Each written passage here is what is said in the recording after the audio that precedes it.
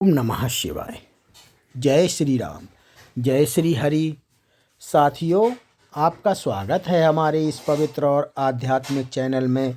यहाँ हम आपको सनातन धर्म की गूढ़ बातें, देवी देवताओं की महिमा, पुराणों की कथाएं और जीवन को उजाला देने वाला दिव्य ज्ञान अत्यंत सरल रूप में सुनाते हैं। कथा शुरू करने से पहले एक छोटा सा निवेदन है। अगर आपको हमारे द्वारा दी जाने वाली धार्मिक जानकारी, कथा और आध्यात्मिक बातें पसंद आती हैं तो कृपया चैनल को सब्सक्राइब करें, वीडियो को लाइक करें और इस दिव्य ज्ञान को अधिक से अधिक लोगों तक शेयर करें। आपके एक लाइक और सब्सक्राइब से हमें और भी सुंदर धार्मिक कथाएं और ज्ञान आपके लिए लाने की प्रेरणा मिलती है। तो चलिए शुरू करते हैं सनातन धर्म की इस पवित्र यात्रा को। बोलिए हर हर महादेव। भक्तजनों, आज जो हम कथा लेकर आए हैं उसका नाम है मकर संक्रांति पर सटतिला एकादशी का अद्भुत संयोग। पावन कथा सुनने से दूर होते हैं संकट। मकर संक्रांति और सटतिला एकादशी का दिव्य आरंभ। तो अगर आप लोग नए हैं तो हमारे प्लीज़ चैनल को लाइक एंड सब्सक्राइब ज़रूर करें और इस कथा को शुरू से अंत तक ज़रूर सुनें। तो चलो प्रारंभ करते हैं। प्राचीन भारत के एक पवित्र नगर में एक भक्तिपूर्ण ब्राह्मण परिवार रहता था। नगर का नाम था सूर्यपुर, जो अपनी सुंदर नदियों, मंदिरों और संतों की तपस्थली के लिए प्रसिद्ध था। इस नगर में हर पर्व बड़े आनंद और उल्लास से मनाया जाता था। विशेष रूप से मकर संक्रांति और एकादशी का महत्व वहाँ के हर घर में पीढ़ियों से चलता आया था। इसी नगर में देवदत्त नाम के एक ब्राह्मण रहते थे। वे वेद शास्त्रों के ज्ञाता, सरल स्वभाव के और अत्यंत धार्मिक प्रवृत्ति के व्यक्ति थे। उनकी पत्नी सुगमंगला एक आदर्श गृहिणी थी। दोनों के जीवन में भक्ति, सत्य और सरलता का वास था। परंतु एक कमी थी, उनके घर में धन संपन्नता नहीं थी। अधिक संपत्ति न होते हुए भी वे सदैव प्रसन्न रहते थे, क्योंकि उन्हें विश्वास था कि ईश्वर की इच्छा जो भी है वही उत्तम है। समय बीतता गया। एक वर्ष ऐसा आया जब मकर संक्रांति और सटतिला एकादशी का अद्भुत संयोग बना। संत महात्माओं ने घोषणा की कि यह समय अत्यंत शुभ है। इस अवधि में किया गया दान पुण्य जब तब फलित होकर अनेक जन्मों के पापों को नष्ट करता है और भक्त के जीवन में दिव्य प्रकाश का उदय होता है। देवदत्त यह सुनकर अत्यंत आनंदित हुए। उन्होंने निश्चय किया कि इस पुण्य काल में उपवास करेंगे, जब तप करके करेंगे और दान भी देंगे। परंतु उनके घर में इतना अन्न भी ना था कि वे खुलकर दान दे सकें। उन्हें चिंता हुई, दान बिना पुण्य कैसे मिलेगा। यदि भगवान ने अवसर दिया है तो मुझे भी अपने सामर्थ्य के अनुसार कुछ तो करना ही चाहिए। यही सोचते हुए वे अपनी पत्नी सुगमंगला के पास गए और बोले, देवी, इस वर्ष मकर संक्रांति और सटतिला एकादशी का संगम आया है। यदि हम श्रद्धा से व्रत रखें और दान करें तो जीवन सफल हो सकता है, परंतु घर में दान देने योग्य कुछ नहीं है। सुगमला मुस्कुराते हुए बोली, स्वामी, यदि मन में श्रद्धा हो तो थोड़ा सा तिल और जल भी बड़ा दान बन जाता है। चलिए, जो उपलब्ध है वही प्रेम से दान दीजिए। भगवान भावना देखते हैं, वस्तु की मात्रा नहीं। यह सुनकर देवदत्त के मन में शांति फैल गई। दान की भावना और ईश्वर की परीक्षा। देवदत्त और सुगमला ने मिलकर निश्चय किया कि वे अपने छोटे से घर में जो भी उपलब्ध है वही श्रद्धा से दान करेंगे। उस समय उनके पास केवल थोड़ा सा तिल, कुछ चावल और सरल से भोजन के अतिरिक्त कुछ भी नहीं था। फिर भी उनके मन में भक्ति की गंगा बह रही थी। सुबह का समय था। सूर्य आकाश में अपने सुनहरे किरणों के साथ उग चुका था। चारों ओर मकर संक्रांति का उल्लास था। घर घर तिल गुड़ की सुगंध, बच्चे पतंग उड़ाते महिलाएं गीत गाती, मंदिरों में शंखनाद हो रहा था। उसी बीच षठतिला एकादशी का व्रत भी था, जिसमें तिल का विशेष महत्व बताया गया है। तिल से स्नान, तिल का दान, तिल का हवन, तिल का भोजन और तिल का जप। इसी कारण इसे षठ तिल, 6 प्रकार के तिल प्रयोग एकादशी कहा गया है। देवदत्त के ने स्नान कर पूजा की, मंत्र जप किया और थोड़े से तिल निकालकर मिट्टी के पात्र में रखे। वे मन में सोच रहे थे, हे प्रभु, यही हमारी सर्वस्व है, इसे स्वीकार कीजिए। तभी उनके द्वार पर एक साधु आए। वे तेजस्वी थे, वेश साधारण परंतु नेत्रों में असाधारण करुणा थी। उन्होंने प्रेम भरी आवाज में कहा, भिक्षामि देहि वत्स। देवदत्त का हृदय प्रसन्न हो उठा। वे जानते थे कि इस पुण्य काल में भिक्षा देना बड़े पुण्य का कार्य है। वे रसोई में गए और बोले, देवी, बाहर एक महात्मा भिक्षा मांगने आए हैं। सुगमंगला ने बिना देर किए वह थोड़ा सा तिल और कुछ चावल थे, वे प्रेम पूर्वक उस पात्र में डाल दिए। फिर विनम्र होकर साधु के सामने ले आईं। साधु ने देखा कि घर बहुत साधारण है, फिर भी दान दिल से दिया जा रहा है। उन्होंने मुस्कुराकर आशीर्वाद दिया, वत्स, तुम्हारा यह दान तुम्हारे जीवन के अंधकार को दूर करेगा। फिर वे चले गए। लेकिन कहानी यहीं खत्म नहीं हुई। ईश्वर की नई परीक्षा। कुछ ही दिनों बाद नगर में भयंकर अकाल पड़ा। फसलें सूख गईं, पानी के स्रोत कम हो गए, व्यापार ठप पड़ने लगा। लोग भोजन के लिए चिंतित होने लगे। देवदत्त के घर में भी अन्न कम पड़ने लगा, किंतु वे अपनी पूजा पाठ और व्रत नियम में अटल रहे। एक दिन फिर वही साधु उनके द्वार पर आए, पर इस बार वे दीन हृदय और भूखे प्रतीत हो रहे थे।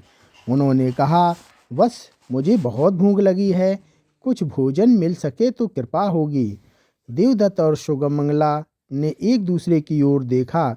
घर में आज बस इतना भोजन था कि दोनों जैसे तैसे खा सकते थे, परंतु उनके मन में भगवान की सीख थी, भूखे को भोजन देना ही सच्चा धर्म है। सुगमंगला बोली, स्वामी, हम दोनों कुछ भी खा लेंगे, पर यह भोजन अतिथि को दे दीजिए। देवदत्त ने वही किया। साधु ने भोजन ग्रहण किया, प्रसन्न होकर बोले, वत्स, तुमने अपने भाग्य का द्वार खोल दिया है। और वे अदृश्य हो गए। अब देवदत्त को समझ आया, ये साधु कोई सामान्य मनुष्य नहीं थे, यह स्वयं नारायण की लीला थी। दिव्य लोक की झलक और षठतिला एकादशी का रहस्य।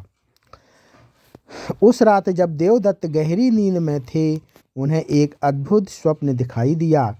उन्होंने देखा कि वे एक प्रकाश से भरे हुए विशाल स्वर्णिम लोक में पहुंच गए हैं। चारों ओर दिव्य संगीत गूंज रहा था, वीणा, शंख और मृदंग की मधुर ध्वनि। वातावरण में एक अदृश्य पवित्रता और आनंद था। अचानक उन्होंने पाया कि वे एक सुंदर दिव्य भवन के सामने खड़े हैं। वह इतना विशाल था कि उसकी चोटी बादलों को छू रही थी।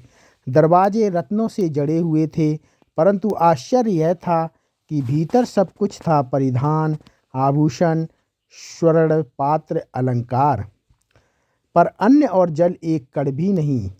देवदत्त को प्यास लगी।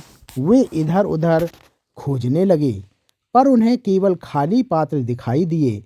तभी आकाश से एक मधुर पर दिव्य वाणी गूंजी, वत्स, यह तुम्हारा ही लोक है, तुम्हारे पुण्य ने इसे बनाया है, परंतु यहाँ अन्न और जल का अभाव इसलिए है क्योंकि तुमने जीवन में तिल और अन्न का दान तो किया, पर वह पर्याप्त नहीं रहा। देवदत्त चकित रह गए। हे प्रभु, मैंने तो अपने सामर्थ्य अनुसार दान किया था। वाणी बोली, हाँ वत्स, तुम्हारा दान अत्यंत पवित्र था, किंतु छठ-तिला एकादशी के व्रत में तिल दान का अत्यंत महत्व है। यह दान न केवल पृथ्वी पर बल्कि स्वर्गलोक में भी अन्न और सुख का भंडार बनाता है। यही कारण है कि तुम्हारे लोक में सब कुछ होते हुए भी अन्न नहीं है। देवदत्त भावुक हो गए। वे बोले, हे ईश्वर, मुझे वह मार्ग बताइए जिससे यह अभाव दूर हो जाए। उसी क्षण वहीं तेजस्वी साधु उनके सामने प्रकट हुए। उनके नेत्र में वही करुणा थी, वही मधुर मुस्कान। वे बोले, वत्स, मैं कोई साधारण साधु नहीं बल्कि भगवान विष्णु का दूत हूँ। तुमने जो कुछ दान किया वह तुम्हारी श्रद्धा का प्रमाण है, परंतु अब तुम छठ-तिला एकादशी का विधि विधान सहित व्रत करो।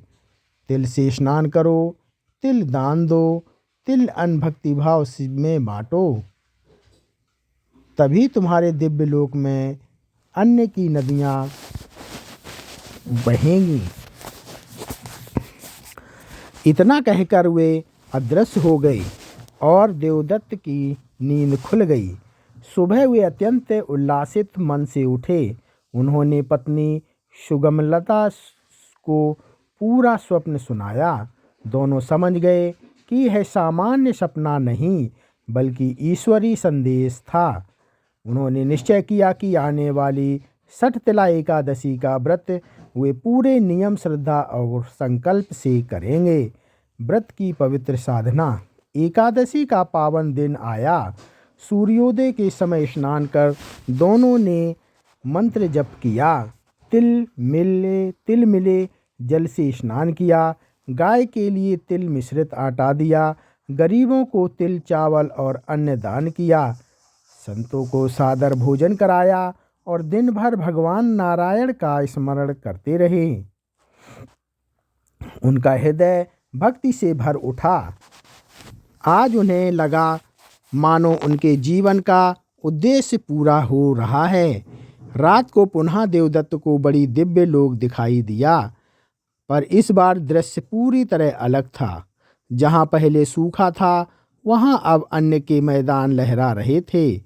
घड़ों में मीठा जल भरा था, हवाओं में सुगंध थी और इस दिव्य बाणी फिर गूंजी, वत्स, तुम्हारा व्रत पूर्ण हुआ। अब तुम्हारा लोक सदा सर्वदा अन्नपूर्णा रहेगा। देवदत्त की आंखें नम हो गईं। उन्होंने महसूस किया, दान केवल वस्तु का नहीं, हृदय का होता है। जीवन का परिवर्तन और छठ-तिला एकादशी का दिव्य संदेश।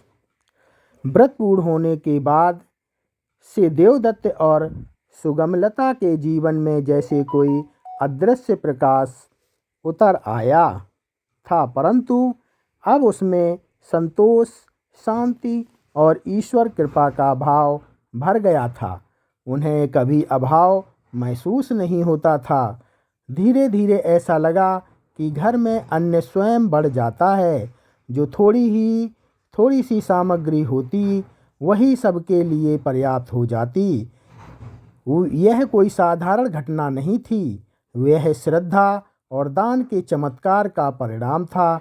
नगर के लोग आश्चर्य करने लगे, इतने कम साधनों में भी देवदत्त कभी चिंतित क्यों नहीं होते? उनके घर से भूखा कोई वापस क्यों नहीं जाता? एक दिन नगर के कुछ विद्वान ब्राह्मण, संत और गृहस्थ उनके घर आए। उन्होंने विनम्र स्वर से पूछा, भद्र, यह बताइए कि आपके जीवन में ऐसा परिवर्तन कैसे आया? देवदत्त ने शांत स्वर में पूरी कथा सुनाई। साधु का आगमन, अकाल स्वप्न में दिव्य लोक की झलक और फिर छठ-तिला एकादशी का व्रत और तिल का दान। यह सुनकर संत जन बोले, वत्स, तुमने केवल दान ही नहीं किया बल्कि भावना से दान किया। यही सच्चा धर्म है। नगर में भक्ति की लहर। धीरे धीरे यह कथा पूरे नगर में फैल गई। लोग समझने लगे कि दान केवल धनी व्यक्ति का कर्तव्य नहीं, बल्कि श्रद्धा रखने वाला हर इंसान जिसके पास थोड़ा भी है वह दान कर सकता है। अगली सठतिला एकादशी आई तो पूरे सूर्यपुर में हर घर से तिल दान होने लगा। कहीं गरीबों को भोजन कराया गया, कहीं संतों को की सेवा हुई, कहीं मंदिरों में दीप प्रज्वलित हुए। उस वर्ष नगर में अकाल स्वतः शांत हो गया। मेघ बरसे, फसलें लहलहाईं और नगर में समृद्धि लौट आई। लोगों ने माना यह सब ईश्वर की कृपा और दान की पवित्रता का फल है। देवदत्त की अंतिम अनुभूति। एक रात देवदत्त ध्यान में बैठे थे। उनके हृदय में अत्यंत शांति थी। उन्हें वही प्रकाश दिखाई दिया और वही दिव्य वाणी सुनाई दी। वत्स, जिसने तिल दान किया, भूखे को भोजन कराया, उसने केवल अन्न नहीं दिया बल्कि करुणा, प्रेम और धर्म का बीज बोया है। सठतिला एकादशी वह व्रत है जहाँ तिल दान से जीवन के पाप धुलते हैं और आत्मा निर्मल होकर ईश्वर के समीप पहुँचती है। देवदत्त ने फोल्डेड हैंड्स में उत्तर दिया, हे प्रभु, मेरा जीवन सफल हुआ। और फिर उनका जीवन सदैव उसी भक्ति और सेवा में बीतता रहा। कथा का आध्यात्मिक संदेश। दान का मूल्य मात्र में नहीं, भावना में हो। तिल दान अत्यधिक आत्मिक शुद्धि और पितरों की शांति देता है। सठतिला एकादशी का व्रत मनुष्य के जीवन में अन्नपूर्णा और सुख का प्रवेश कराता है। मकर संक्रांति और सठतिला एकादशी का संगम दिव्य पुण्यदायक होता है। भक्ति, विश्वास और सेवा यही जीवन का सच्चा धन है। समापन। इस प्रकार यह कथा हमें सिखाती है कि यदि मन में करुणा, विश्वास और भक्ति हो तो जीवन का हर अभाव समाप्त हो जा सकता है और ईश्वर की कृपा सदैव साथ रहती है। तिल दान, भूखे को भोजन, सत्कर्म और यही सठतिला एकादशी का सार है। भक्तजनों, ये कथा यहीं समाप्त होती है। आप लोग कमेंट में हर हर